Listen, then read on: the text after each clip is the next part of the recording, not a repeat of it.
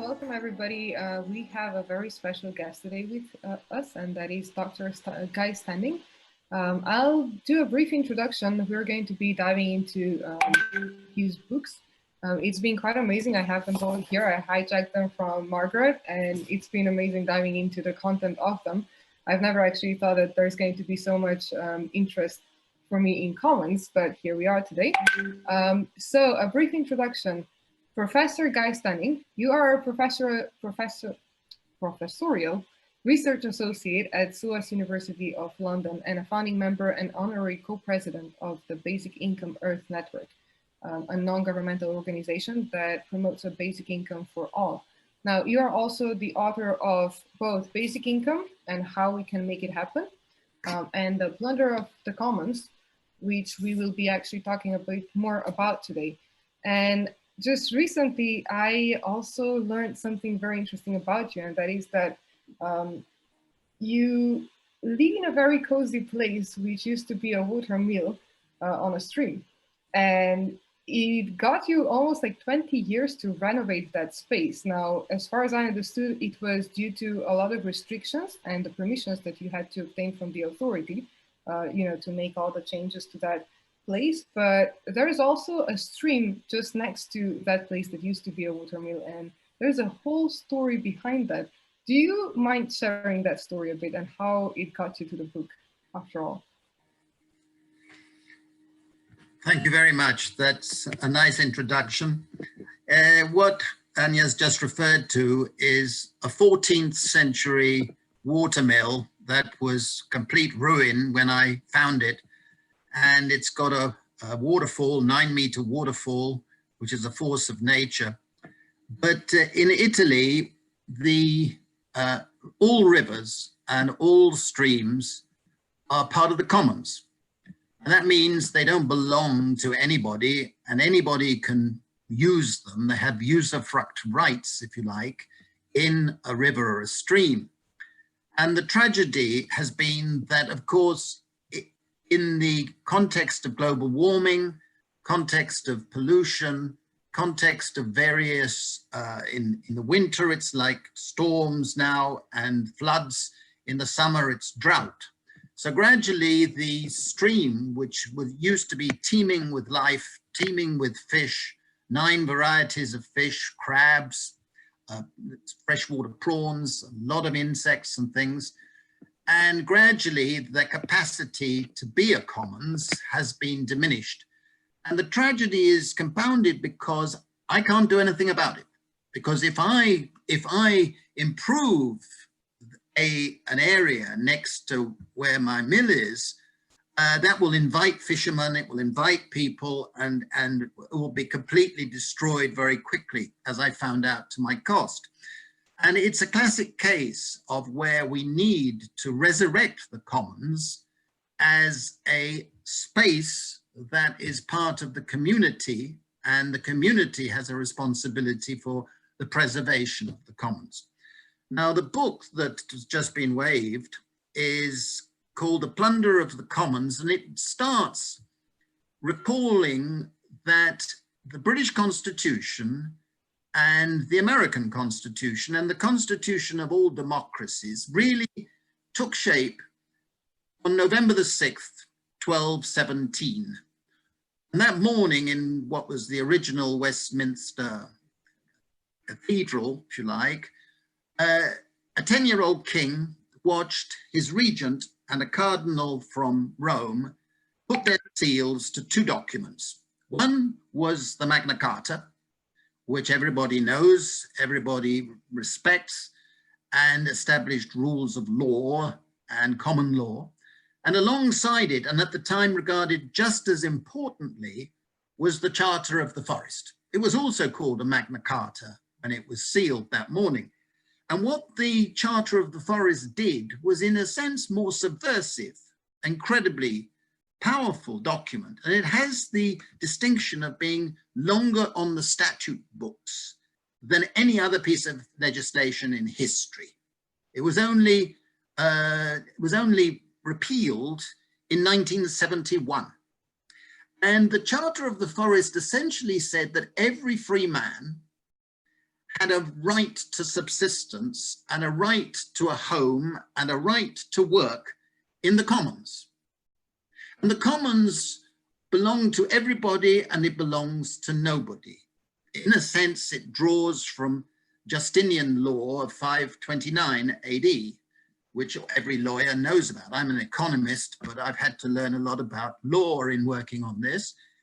And the interesting thing is that a commons allows for people to have access to resources in the commons. And it's a very important piece of legislation because it also introduced the concept of reparations for commoners who have been deprived of the commons. And to make the long story short, because the book is 400 pages or whatever, essentially there are 5 types of commons. Commons are not necessarily resources. There are resources in the commons commonly, but you have to think of 5 types of commons that belong to all commoners. And we are commoners. And we are equal commoners. So in a sense, every commons which we are members of give us an equal right to have use of that particular commons. And a government is meant to be the steward. The steward is responsible for preserving the commons and passing it on to the next generation. And in order for that to happen, I've used the concept of you need gatekeepers. You need independent bodies to hold the stewards to account. And of course, over the generations, over history, stewards have acted badly and gatekeepers have been crushed. That's part of the story of the plunder that's taken place.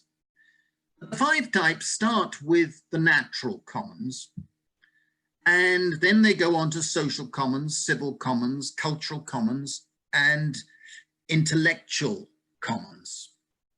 And that encompasses the institutions of a good society in my analysis. And when you think of the commons, you say, well, how do commons come into existence?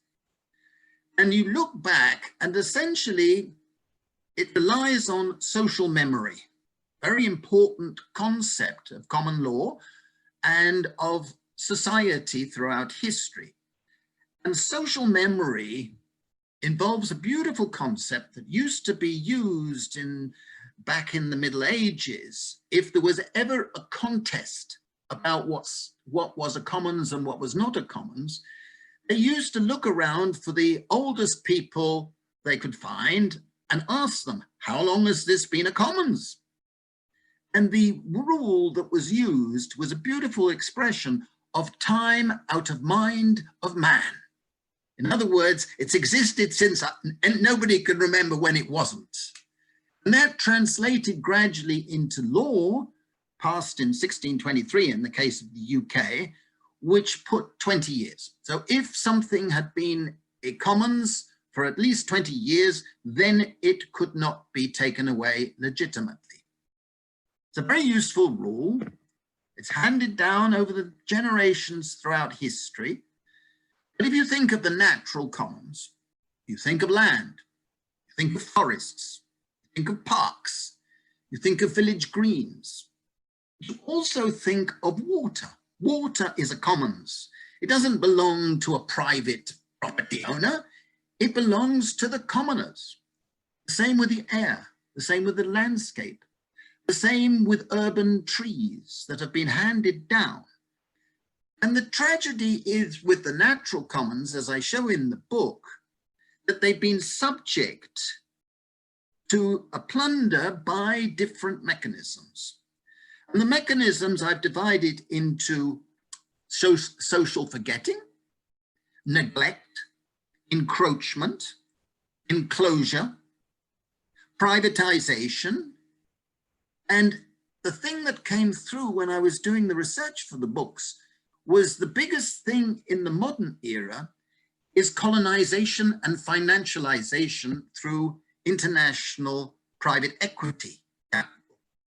So there's been an incredible loss of the commons as privatization has taken place after enclosure, and that has led to a colonization through financial capital.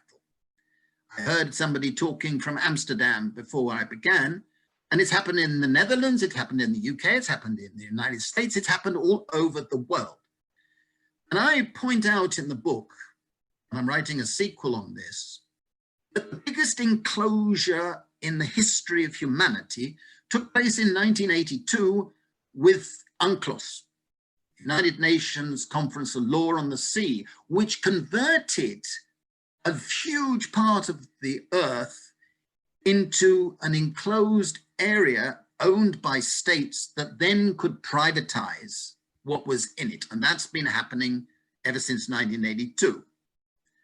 But besides nature and all natural things that we can think of being plundered illegitimately through enclosure and so on, taken away from the commoners without compensation, without our approval, is an abrogation of democracy.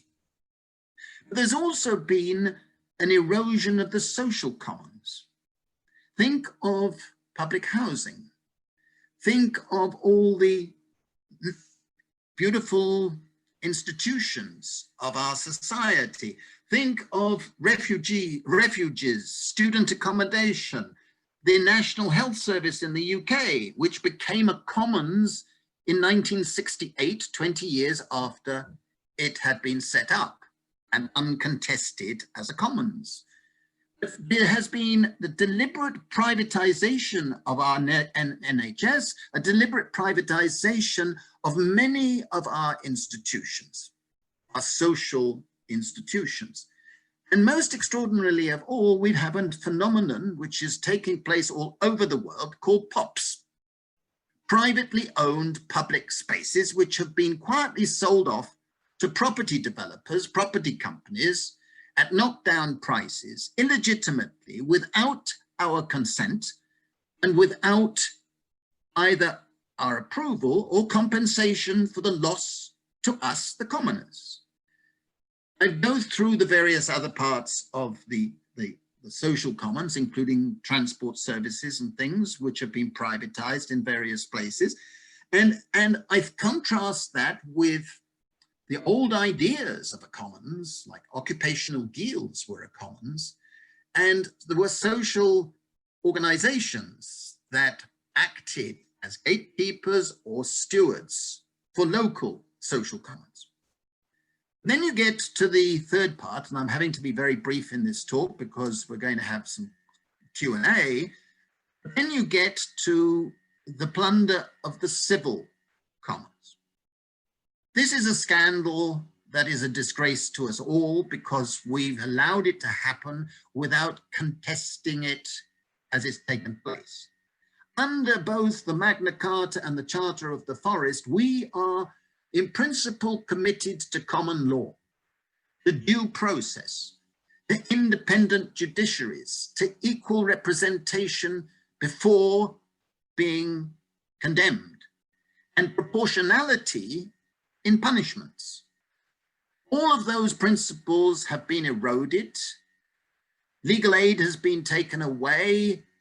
The due process has been treated with contempt, so that in social policy, they punish people who are claimants because they say they've done something which has not been proven, and they take away their benefits, which is totally disproportionate because that means they're potentially going to starve. And we haven't contested the fundamentals. This is a commons. Now, for me, the loss of the commons with privatization of prisons, privatization of probation services, privatization of policing in POPs that's taking place. It's an extraordinary phenomenon. Now, in some communities, if you pay an extra amount in your local tax, you can get an extra policeman. Whereas in a poor area, they don't have any police. And police stations have been closed in vast numbers.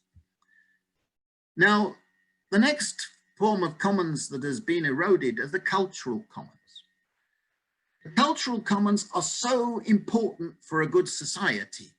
They are what the ancient Greeks established, the agora, the capacity to use culture that's open and accessible to all as a way of reinforcing our civilization, preserving our civilization. They have been eroded, they have been privatized, and they have been depleted. And this is one of the reasons why politics have become so superficial and so easily manipulated by populists. We don't need to mention names right now. Now, in addition, the final commons that has been plundered are the knowledge commons, the intellectual commons. Thomas Jefferson famously said, ideas in nature cannot be made the subject of property. If he were alive today, he'd be ranting and raving almost like the man I don't wish to mention. I doubt he'd use the same language, but he was much more sophisticated. But the essence of the plunder of ideas was accentuated with the passage of TRIPS in 1994, which globalized the US intellectual property rights system. Today, huge number of ideas are patented and meant put outside the accessibility of all of us. Many patents are taken out to stop production of anybody, by anybody.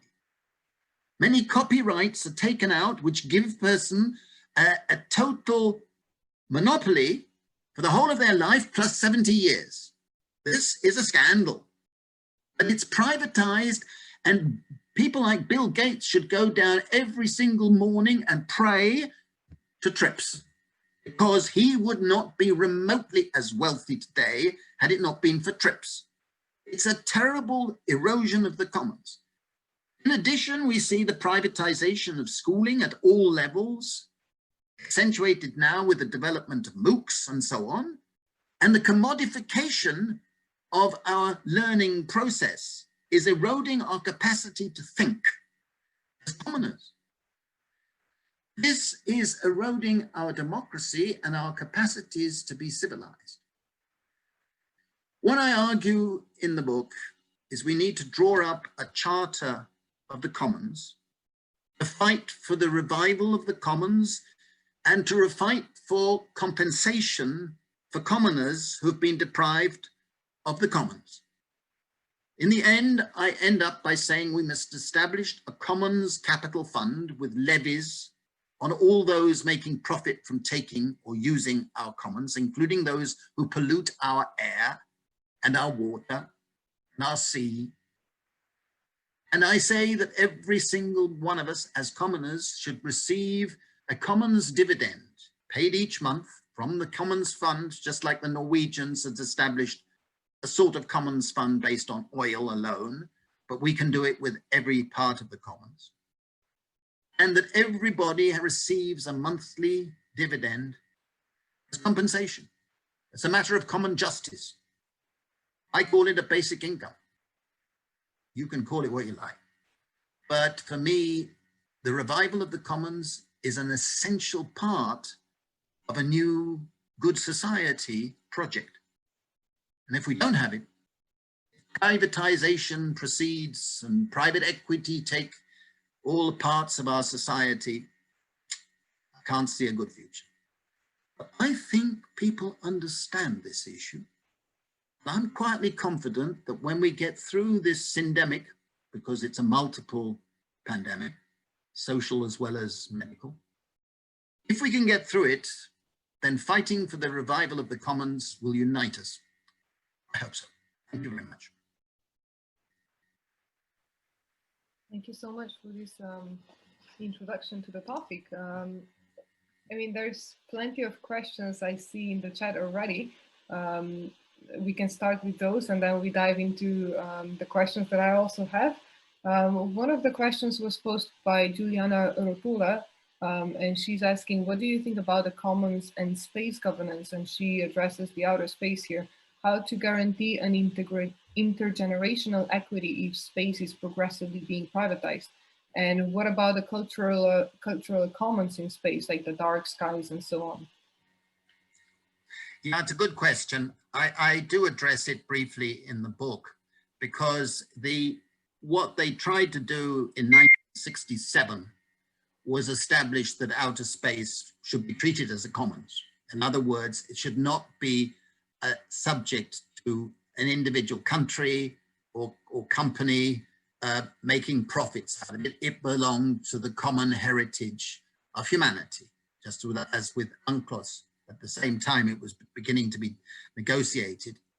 And I think that that is right. The United States and Russia, because they were the two superpowers, they want to make profit. And it's one of the things that that man has done in the last 3 or 4 years. He's actually accentuated the US claim to be able to make profit out of outer space.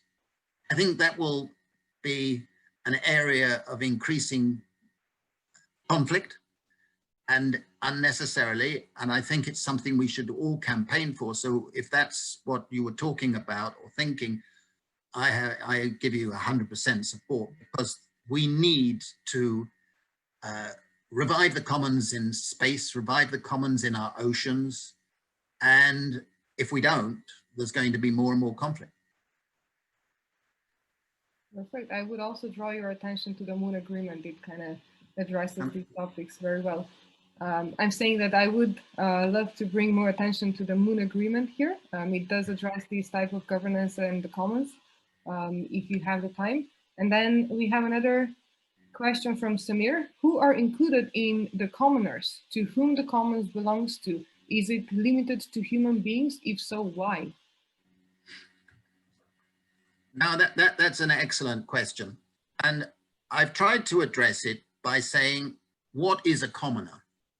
A commoner is somebody who feels they belong to a community that combines human values and nature's values, recognizing the infinite connectivity of all species and all parts of nature. And I draw my inspiration from one of the most inspirational thinkers of all time, in my view, is Alexander von Humboldt. And Alexander von Humboldt inspired Charles Darwin, who dedicated his best book to Humboldt. And Humboldt understood the connectivity. And there's one thing we're learning from this COVID virus, is that if we treat nature, if we don't treat nature with the same respect as we treat ourselves, we will pay a heavy price. This is already the 6th pandemic, virus pandemic this century. It's an accelerating thing. There will be many more. And unless we regard nature as part of ourselves and ourselves as part of nature, then this terrifying crisis is going to get worse. I just hope we have the wisdom collectively to change course. I don't like the term green anymore, because the blue part of the planet is a majority part. And what's happening in the blue part is even worse than what's happening in the green part at the moment. And therefore, it's an ecological challenge that we face. And the ecology is about us as well as everything else. This is very interesting. Also, Rhiannon Thomas has made a comment that in South Africa, they don't have the concept of a commons. Everything not privately owned belongs to the state. This is why the development of rights for nature is very important to their country, the South Africa.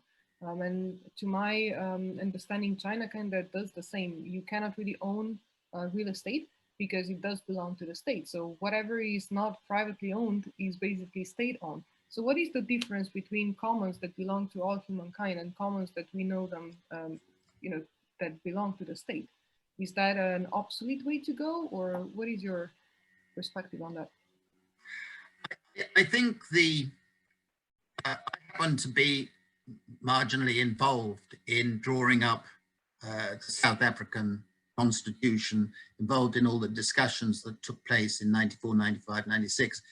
And my understanding is that it's tried to establish a very strong sense of constitutional rights. And in that regard, you can say that the state is the steward. It's not the owner of the nature or whatever, it's the steward. And the steward has a responsibility, the trustee, if you like, to hand on the commons in the same state or better than when they gained governance control. It's the same in various other countries. The interpretation of the state is, we all know, is contestable. We all know that some people think of the state as just the government, but actually the state is all the institutions of governance that exist in any society. And I think it's fundamentally important in a constitution to give an equal role to gatekeepers, the organization, civil society, to defend a commons against possible privatization or neglect or encroachment or whatever. And that, I think, has been rather neglected in most parts of the world. It should be part of our progressive agenda that we need strong gatekeepers, particularly in the erosion of the civil commons. At the moment, you know, if you're a plaintiff, good luck if you're poor.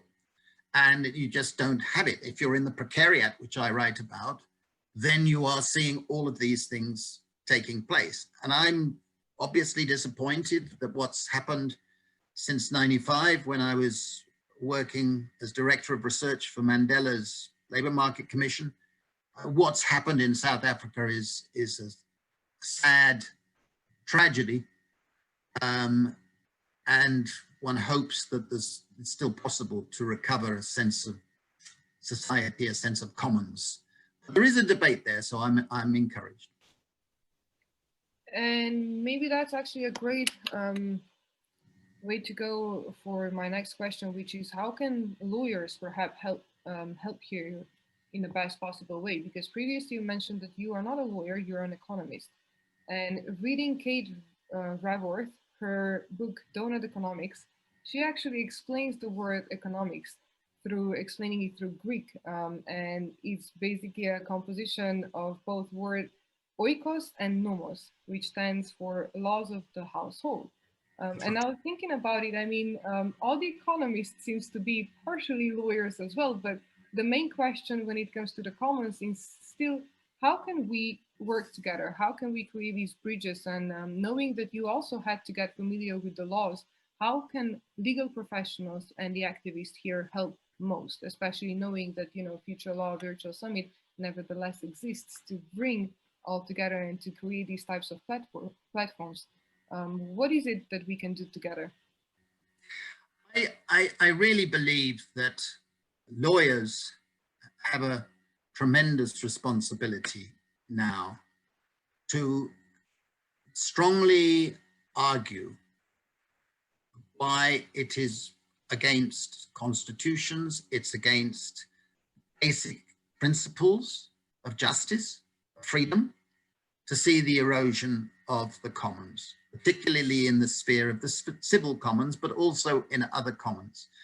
And I think that the legal profession should be speaking up much more strongly about these issues. Some have, some are fantastic.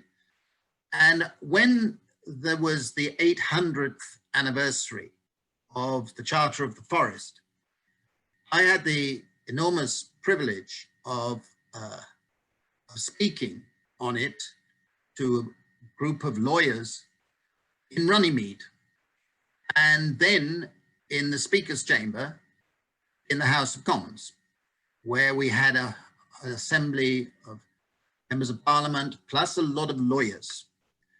And I was really encouraged because the energy, the pro bono ethos was very strong.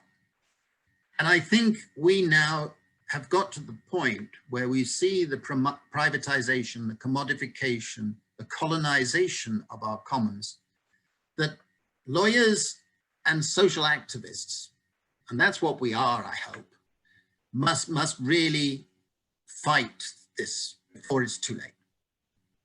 The dystopia that is emerging is shrinking civil society.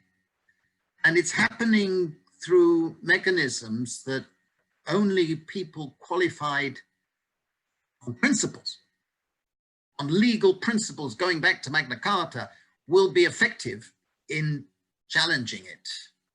And that's why we need to be united. I think that this is fundamental to what we are facing in the next few years. Obviously, I hope that certain man is thrown into the past as quickly as possible. But if he were to win, the erosion of the commons, which he has been accelerating dramatically in the United States, horrifyingly, he's given away millions and millions of acres of what were common lands, just so that private companies can make their billions. We're seeing the destruction of nature on the basis of short-term profit maximization. Let's be blunt. And that actually is the message I want to give. We've got to be blunt. We've got to be, strong in the vocabulary we use and the imagery we develop, but it's a part of all of us. We're not lawyers and economists and this, we're first and foremost commoners. And that, I think, is the principle we need to revive. Thank you so much for that. And I mean, when it comes to the commons and your categories that you were mentioning, there is in one chapter of your book that you make a reference to a virtual reality pioneer, that is Jaron Lanier. And he wrote a book, Who Owns the Future, which is quite fit for this summit as well. And he talks about distribution of data, or better said, the compensation for our personal data being used in the network. And then Glenn Whale and Eric Posner also made some calculations, and the research showed that people would get $20,000 more per year if they would be compensated for the data being used. I really wonder, is that a new category of our commons when we talk about the virtual reality and how we distribute these scarce resources, if they are nevertheless scarce? And could that help us with all the rest of the scarce resources that we have? Could that be almost like an example of how we create better governance systems? Okay, let me use that question to answer it slightly differently. I've discussed data in the book. It's part of our knowledge commons. Everybody, every time they go onto a computer, as we know, the data goes to the electronic companies and they sell to advertisers and make huge amounts of money from us. We didn't give them the right to do that. But I think it's important to remember that the commons is a matter of intergenerational equity. And if something is taken from the commons and given to a private corporation, and we want compensation, so we want payment for that data. But I don't know, and you don't know, how much you or I contribute to their billions through our data sources. And the only commons justice principle is known as the Hartwick rule, the intergenerational equity rule. So I would say that the payment should be a levy, and I've argued this in the final chapter of the book, a levy on the value that they gain from our data, and it should be put into the Commons Fund. And the Commons Fund used for ecological investments, and the the dividends would be paid out of the value of the fund as it grows, so that this preserves the value of minerals or the oil that's used or whatever it might be, and at the same time pays out compensation to existing commoners. And the way I've designed it in the book, it would be a good value, a good amount paid to everybody, but it would also retain the capital value for future generations. Because if we use up all the resources, they lose. And therefore, we have to have a principle which puts a stop to our desire, collective desire, not you and mine, but collective desire to use up the resources as quickly as possible and make a profit as quickly as possible. That's what would happen. So you have to have a mechanism which says, you can't take from the commons for you because you've got to be stewards and custodians for future generations. And I believe in that principle. And you, the framework that you just mentioned, not the framework, sorry, the fund, that is part of the national legislation, or what you said that should be implemented in each nation state as the Charter of the Commons, correct? Yeah. So how do we go about that? Is there like a model provision, or do we go and talk to each government and try to convince them that this is something that should be put in and implemented on a national level, or should we be arguing on the international level with multi-stakeholders being brought together and not just being focused on the nation states? No, I think it should be done at local level and at national level at this point. I say to friends, an international one is a dream for the day after tomorrow, sometime in the future. The interesting thing is that today, there are over 60 countries that have sovereign wealth funds. They've been set up along the principles. You take royalties from using resources and you build up a capital fund, a sovereign wealth fund. And they give to the elites of their societies, a very small number, vast billions and billions. And I was asked to speak in Boston to the world's managers of all these sovereign wealth funds. And before I went in, the organizers came up to me and said, Guy, be very careful, because they're sitting on $130 trillion, whatever it was, of assets. So I don't want to offend them. I said, well, that's not my problem. My problem is I want to explain the principles of the Commons Fund. And I was really incredibly impressed by some of them standing up at the end saying, this is as an essential way of reviving democracy. Because we know we're playing by the rules, we are making phenomenal money, but it's illegitimate, really, okay? And I dare say that some of them will try and resist. But there are interesting examples. The Norwegians established a capital fund. It was based on oil, keeping the oil as a commons. And today I always tease people. I said, if you're a Norwegian, or if you're not a Norwegian, you should find a partner in Norway, because technically, as a result of this fund, every Norwegian is a multi-millionaire. Okay, but the value of the fund has been built up. There is also the Alaska Permanent Fund, which was set up by a member of our network, actually, yeah. And Jay Hammond, he was a maverick governor, and he introduced this Alaska Permanent Fund, whereby the royalties of oil were built up, and each year, every citizen, every legal resident of Alaska receives a dividend, right?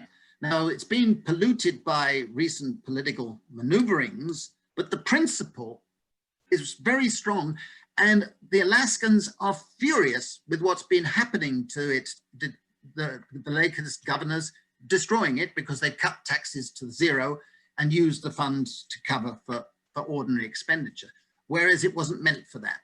So there are examples of what I have in mind, and some of them have been very successful in terms of investable material and in terms of distribution for socially good purposes. But I think the fundamental principle, legal, social, whatever you want to call it, is that every person is an equal commoner in a commons.